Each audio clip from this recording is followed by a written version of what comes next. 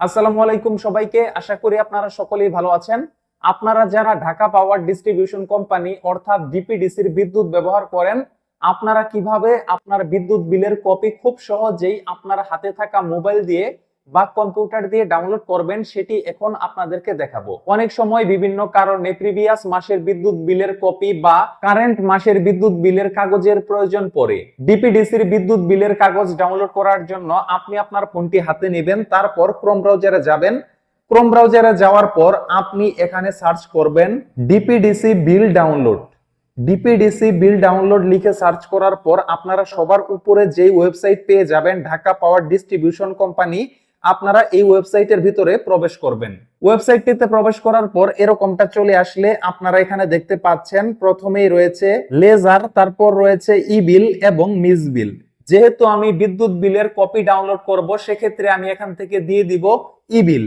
ই bill select করার পর এখানে আপনারা দেখতে পাচ্ছেন নিচে রয়েছে সাল, আপনি এই সালের উপর ক্লিক করবেন এবং এখানে আপনারা দেখতে পাচ্ছেন 2008 সাল থেকে নিয়ে 2025 সালের চলতি মাস পর্যন্ত বিদ্যুৎ বিলের কপি ডাউনলোড করতে পারবেন। তারপর আপনারা এখানে দেখতে পাচ্ছেন মাস রয়েছে, আপনি কোন মাসের বিদ্যুৎ বিলের কপি ডাউনলোড করতে চাচ্ছেন সেটি এখান থেকে দিয়ে দিবেন। তো এখান থেকে বছর দিয়ে দিয়েছি 2024 এবং মাস দিয়ে দিয়েছি সেপ্টেম্বর। বর্তমানে 2025 সাল, কিন্তু আমি 2024 সালের সেপ্টেম্বর মাসের বিদ্যুৎ বিলের অনলাইন কপি ডাউনলোড করব। এজন্য মাস এবং বছর সিলেক্ট করার পর এখানে নিচে একটি অপশন দেখতে পাচ্ছেন কাস্টমার নাম্বার, এখানে আপনার বিদ্যুৎ বিলের কাস্টমার নাম্বারটি দিয়ে দিবেন। কাস্টমার নাম্বারটি আপনি কোথায় পাবেন?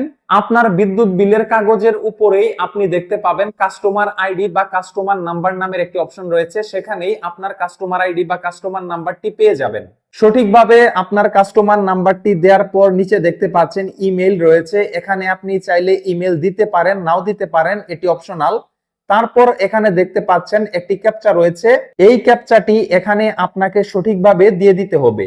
ক্যাপচাটি দেওয়ার পর এখান থেকে সার্চে ক্লিক করবেন। সার্চে ক্লিক করার পর আপনারা এখানে দেখতে পাচ্ছেন ঢাকা পাওয়ার ডিস্ট্রিবিউশন কোম্পানি অর্থাৎ ডিপিডিসির যেই মাসের বিদ্যুৎ বিলের কপিটি আপনি ডাউনলোড করলেন সেটি আপনার ফোনে ডাউনলোড হয়ে গিয়েছে। তারপর আপনি এটি চাইলে যে কোনো জায়গায় ব্যবহার করতে পারবেন। এভাবে আপনি শুধুমাত্র রানিং মাস নয়, 2008 সাল থেকে 2025 সাল পর্যন্ত যতগুলো প্রিভিয়াস মাসে আপনি বিদ্যুৎ বিল দিয়েছেন সকল বিদ্যুৎ বিলের কাগজ এখান থেকে আপনি ডাউনলোড করতে পারবেন। তো আশা করি আপনারা বুঝতে পেরেছেন যে ডিপিডিসির বিদ্যুৎ বিলের কপি কিভাবে ডাউনলোড করা যায়। তো আজ এ পর্যন্তই, সবাই ভালো থাকুন, পরবর্তী ভিডিওতে কথা হবে। আল্লাহ হাফেজ।